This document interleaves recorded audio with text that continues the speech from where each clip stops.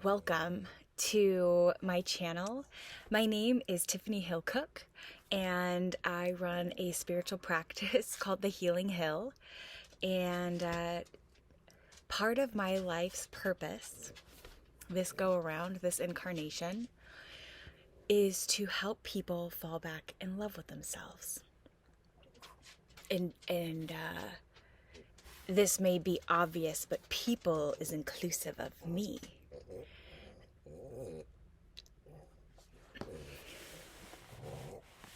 We have a gremlin. Milky, Mom's working right now, okay? That's my dog Buttermilk. All right, I'm back. So part of my life's purpose is to help people fall back in love with themselves. And I am part of those people. I spent many years of life from the experiencing point of guilt, shame, lacking, judgment, avoidance, criticism, comparison, and I continue to heal myself when the opportunities arise. And what I mean by that is when I have a feeling or an experience that incited low vibrational feelings associated to my worth or value, in that moment I get really curious because there's something that my ego feels the need to defend. It doesn't matter what anybody says or thinks of me at the end of the day. The only one that matters is me. And we only have enough capacity for something for someone else as we do for ourselves. And I'm going to give the example. We can only love someone else as much as we love ourselves. That capacity is only as great as it is within. But what's really beautiful about that is I can imagine if you were with a baby, for example. It doesn't even have to be your own child, but just you and a baby. Your heart space would be a lot more open than it would be with you and another adult. There's going to be different, let's say, fences or guards that would be up, even on a subconscious level, than you do with a baby. There's less of an inherent threat, right? And so what's really beautiful is that we all have the capacity to love greatly and also receive love greatly. We just have to allow ourselves to experience it, or to give it, or to share in that energy, or accept. Where that starts, or how that blends in to the topic of today, which is, why do we meet people? Why do we meet people? And I'm going to answer that, but people really are in our experience of life to teach us things. That's a primary thing. They're able to create experiences, betrayal. They can, they also could be a spiritual leader in the fact that you can observe them doing something and think to myself, wow, the way that person just welcomed that other person they just met, it shows me maybe I could do that too. But what I will tell you is this. This is what I know to be true. We meet people for one of three reasons. For a reason, a season, or a lifetime. I'm going to repeat that. We meet people for one of three reasons. We meet them for a reason, for a season, or a lifetime. Here's the caveat. Too often, we meet people for a reason, a chance encounter. Maybe it's a weekend retreat, a work thing. You're at the airport, McDonald's, Walmart, driving down the road, you're walking in a park, whatever, and you have a conversation with someone. So there's there's a reason. So it's a destiny encounter, transient in nature, temporary. But too often we meet people for a reason or a season, and we hold on to them for a lifetime, which is really dangerous to do, because it prevents, if everything is energy, we only have a capacity for a certain amount of energy. And if you're holding on to something, there's no space for new energy, new people, new lessons to come in, new teachers, new experiences. And so what happens is then that relationship becomes extremely karmic in nature, extremely triggering, cause and effect. And so what prompted me to make this today was I had breakfast with someone new today. And I met this man through one of my friends, and because they've been friends, but I had never met this man. And I knew even before meeting him that it was gonna be, I was meeting a member of my soul tribe, my galactic family. I just knew it. And it was really, we sat at breakfast for nearly 3 hours, 2.5 hours, something like that. And then we spent another 2 hours together today, the three of us. And the only reason I left is I get to go wait tables this evening, because that is where I work right now, in conjunction with my business. And so, I needed to come back to ultimately get ready for work. But I know that we could have played and had fun for hours, because it's like meeting an old friend. There's familiar energy there. But what I will say is, after that meeting, I don't have any expectations of our relationship. We may never ever see each other again. And that's and now, do I think we'll see each other again? Yes. But if we don't, that's going to be okay too. And the next meeting will be there shouldn't be necessarily resistance or conflicts, barriers to meeting again. And so if that happens and it unfolds organically, it's really beautiful, and we'll see where that goes, until the relationship is no longer serving me. And it's not mean to say we have grown in different directions and it's time for me to release you, and I ask that you set me free as well, because it's the most loving thing that I could ever do for you. And we'll always be connected, even on a spiritual or metaphysical level. And something else. So we meet people for 3 reasons. For 3 reasons. A reason, a season, or a lifetime. That's why. 3 whys. We need to be once we meet that person, you may ask, how do I know if it's time to surrender or release that relationship? How would I know when it's time to move on? You will feel it. And if you're listening to this or watching this and you've ever had, that's past tense, or you ever had a romantic relationship, or if you have an ex, I can guarantee you've experienced this. And how it will start will be with a feeling. And then the mind starts to figure out ways to validate that feeling or come up with reasons to allow you to act on it. I'll give you examples from myself. For me, the feeling traditionally is a pit in my stomach. The feeling is I want to distance myself from this person.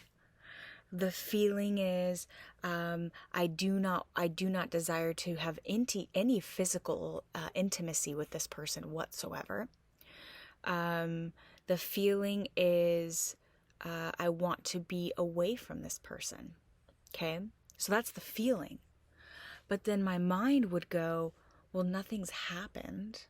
Or, maybe, because I definitely have dated people who verbally were abusive, also physically, but verbally was the primary one. And I remember thinking, well, we haven't had a fight. He hasn't said anything in probably like 2 or 3 weeks. And so how could I break up with him now when it's been worse and I stayed with him?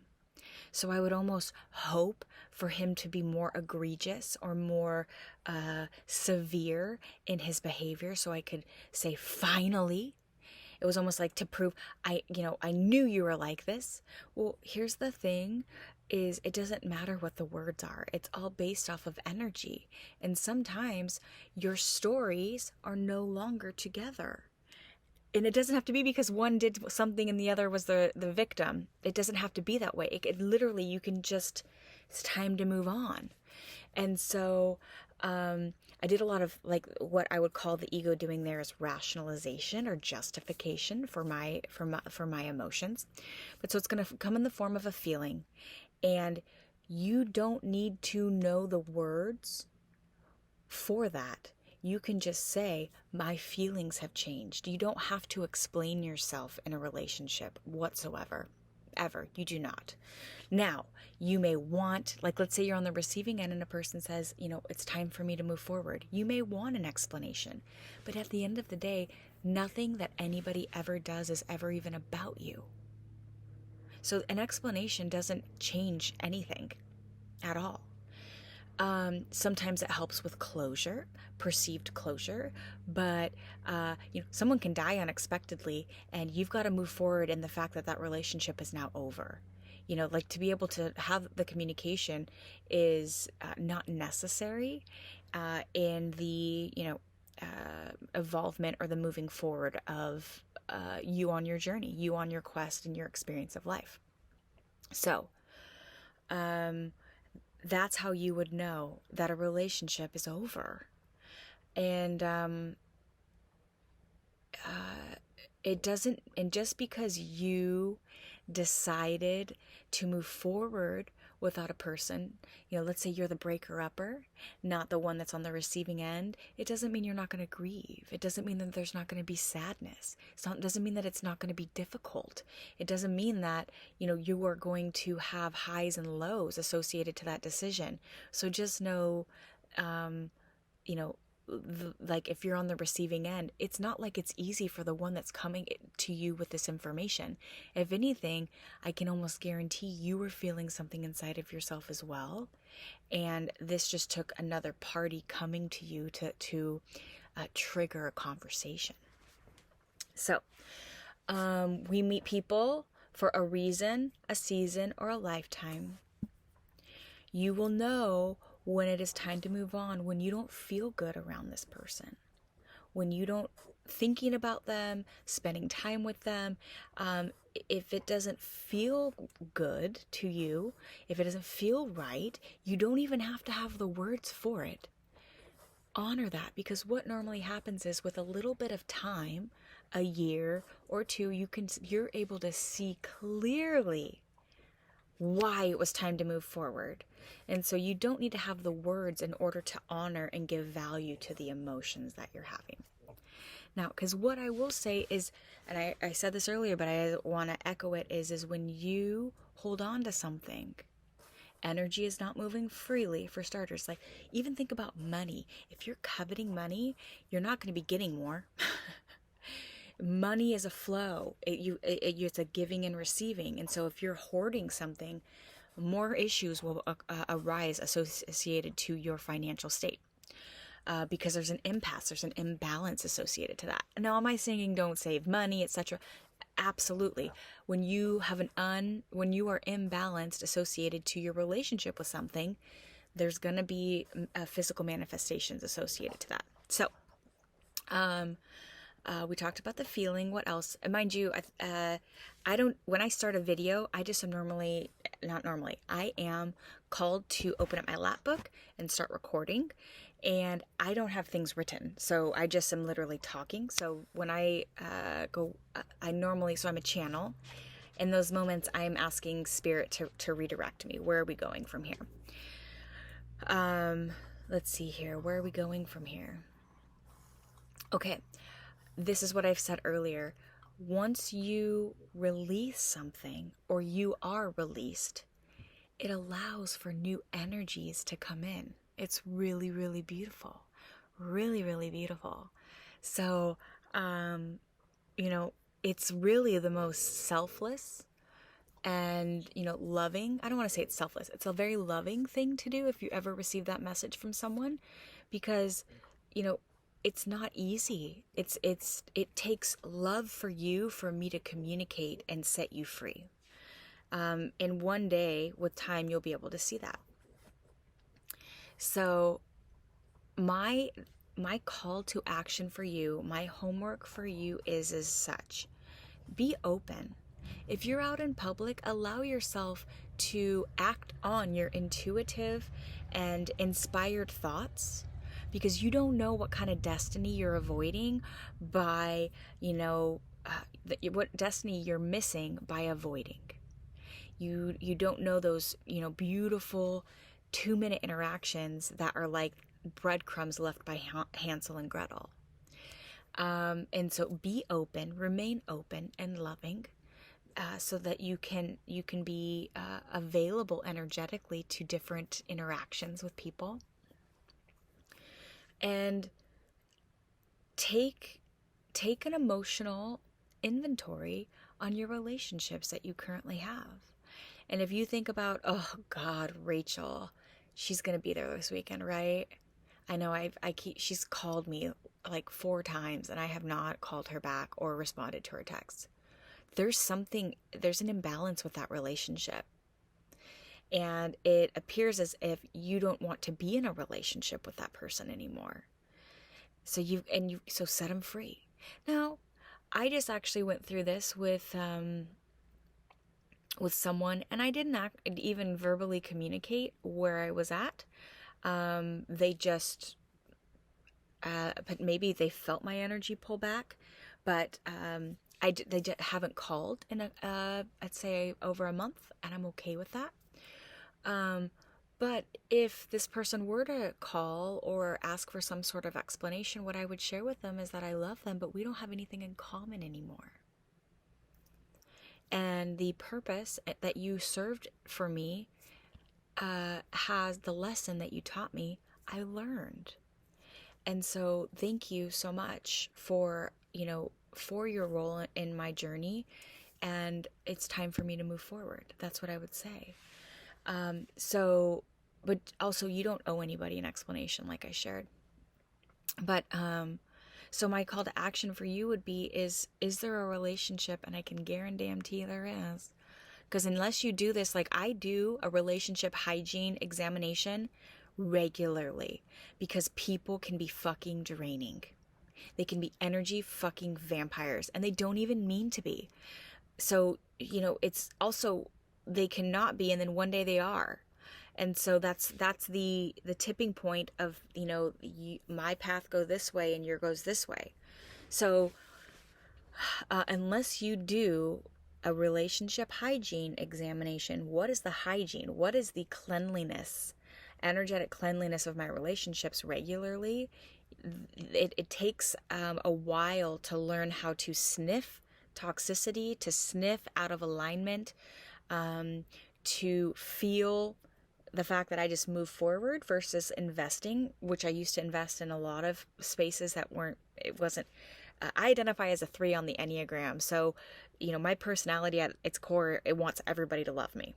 Now, we all want to be accepted, but that's like at the root of my value. I obviously know that people liking me has nothing to do with my value, but it's on a subconscious, like emotional inner workings level.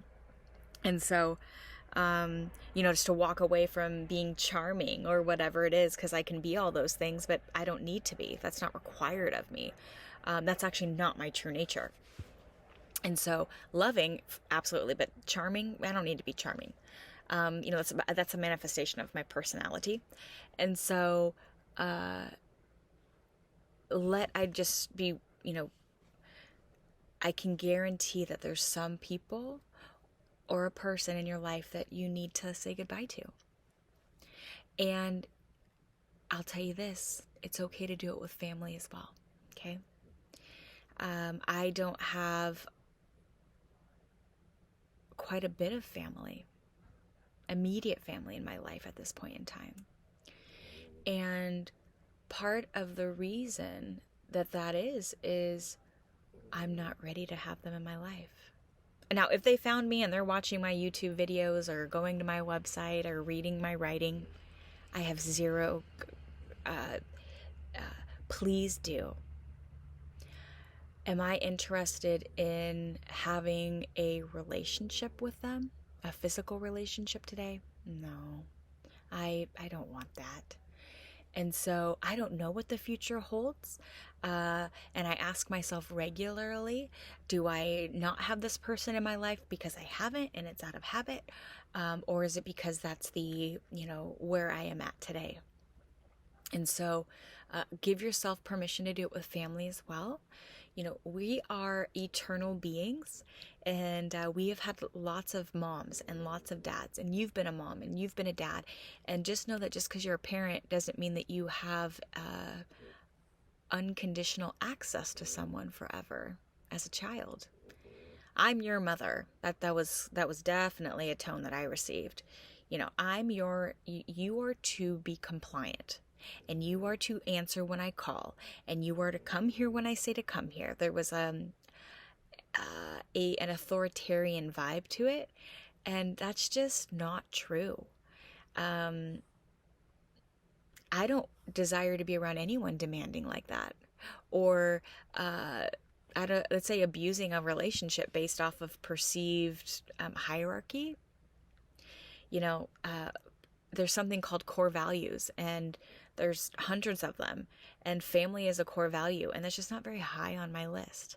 And what I mean by that is blood family. You can pick your family. I have, and it's phenomenal. So, let's see here. I was just looking at my face, and I have to remember that eyebrows are sisters and not twins. Okay, let's see here. What else? Oh, so I challenge you to honor yourself and give value to a feeling and let somebody go and grow and move forward. And, know that you can change your mind too. You can leave relationships and come back too. That happens. That's happened. One of my dear friends currently, we are vibrating at the same frequency, and but we also spent some time not together, and that's okay too. But just remember that we come into this world alone and we leave it alone. And I didn't want to say that because we're never alone. God is always with us. Spirit is always with us. But I'm saying just from a human to human perspective, human to human. Yeah. So it's a learned trait to be alone as well. But just know that we meet people for a reason, a season, or a lifetime. And you don't have to hold on to reason and season people for a lifetime. I love you. Thanks for watching.